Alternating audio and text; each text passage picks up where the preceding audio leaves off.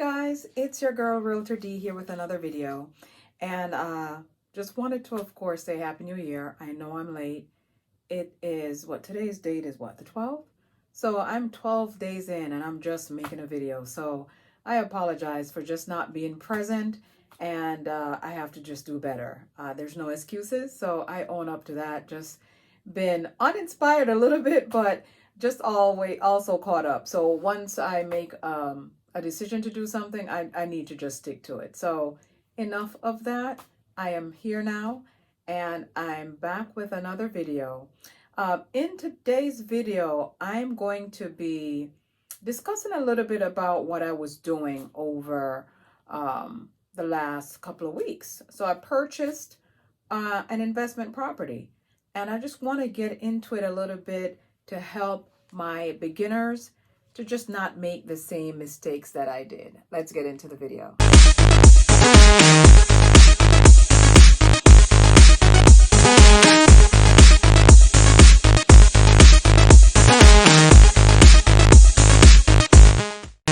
Before I get started, make sure to like and subscribe to this video, as I'm still trying to grow my platform. I appreciate your help here. And drop down, get my ebook, make an appointment if you want to work together and see what we can do in the future, because there's so many things that I have coming down the pipeline and I don't want you to miss out. Thank you. Okay, so I purchased an investment property. Now, I used to invest a lot more years ago, and I fell a little bit out of love with investments because of the market that we were in at the time I started, right? So I got burnt a couple of times and just fell out of love with the process, but I probably should have stuck with it, because of course this conversation would have been a complete different conversation. So I decided, you know what, let me get back into it, get my feet a little wet. I've worked with a lot of investors and I've seen the struggle, the wins, the good, the bad, the indifferent. So it is, I would say it's not the easiest thing, because of course a lot of people talk about the glitz and the glamour of it all, but a lot goes into it. Of course, if you have the funds, if you have the means to do what you need to do, great. But if you are starting out, you are inexperienced, then there's a lot of things you just want to avoid if you can. So I'll just tell you a little bit about my process, the good and the bad of it. It's just a lot to get into. I want to keep the video short, so I have to save that for another time, because I just want to just touch on some highlights. Okay, so first and foremost, investments and flipping, especially when you're referring to just properties, just depends on where you are globally, how it goes, right? So I'm in South Florida, and a major city in South Florida. I'm in between Miami and Fort Lauderdale, just to name two of the bigger names of the recognizable cities. Then you have an idea of where I am. So when just purchasing a property to flip it is not the easiest in big cities. And the reason why I say that, you are competing with a lot more investors, and with the investors that have the means, they may have an investment company. They call them, of course, REITs, right? So they have real estate investment trust, and they'll go around. They have, like I said, they have cash on hand. They can buy up properties. So you don't want to go into bidding with these types. So I was able to purchase a property, and of course you'll never guess where, because I'm in South Florida, like I just stated, in Minnesota. Yes, I said it, Minnesota. So why Minnesota? Well, this deal kind of fell in my lap. It was more of a friendly deal, because I knew someone that knew someone. So I was aware of some of the history, where they were coming from. They just wanted to get rid of it. So I saw where I can still get in and get out quickly. And the investment portion for me was low. I did not need a partner. I was able to do it on my own, all cash. So I said, why not? It was worth it.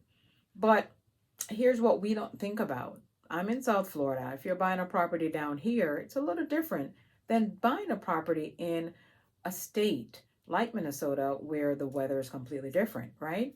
So we don't think of things like pipes freezing, um, the snowfall and what that entails as far as just visibility, how that affects plumbing, just everything. So you have to really turn around and turn that utility on right away. You cannot afford to have the property sitting without these things happening because that can be a disaster, right? So I'm buying a property without really going there personally, physically putting hands on it, but I trusted the owner. So I was able to, of course, still make a decision based on, trusting someone about the history of the property, right? But you have to still do these things right away. So turning on the gas, the electricity, the water, all of this had to really be something that you do right away. So you want to purchase the property, have your cushion for what you need to do right away if you're looking to do a quick flip to get your return on investment, right? So I wanted to, of course, just put that out there because I had to deal with that. And of course, I knew it, but once you start doing it, remember that you have to pay for this, you have to pay for that. So all these things you start thinking, you have to make a list of what you are expecting and also a cushion for the unexpected. All right, so that's one point. The second point, depending on where you are, um, if you already have a hard money lender, that's if you're going to use financing, then that's great because you need to have an arsenal of lenders that will be able to act on demand. So you might see a property that you want to jump on, and they're able to, of course, vet the information right away. You know what their terms are. You're able to jump in and grab it as soon as possible, and that gives you just an extra edge of not missing out. All right, so that's another thing because of course investing it's not one size fit all. There's so many different levels. You could have someone do an investment. You won't think $1 million property is an investment, but if that property is worth 1.5 and up, and you have the means, then they're investments for people that can do that. I'm not there yet, but that's not something that I'm really interested in at this time. If I can get in real quick and get out, that's what I'm looking to do. So as I build my portfolio moving forward, I'm going to be dropping a lot of information just to, of course, take you on my journey as to what to expect, the things you're not even looking at, but you need to, of course, watch out for. I'm going to show some pictures of the property that I purchased and looking to do another one. We'll see if this one works out. I'll take you on the journey with me. But here are some pictures of the property, and of course I'll just drop some facts so you can know what to expect if you're looking to do the same. Again, as always, drop down in the comments. Let me know what your thoughts are. Be sure to like, subscribe, share if you care, and of course I'll come back with some more information as I move forward in getting more investment properties and more information out to you. All right, thank you so much for watching and have a great one. Bye bye now.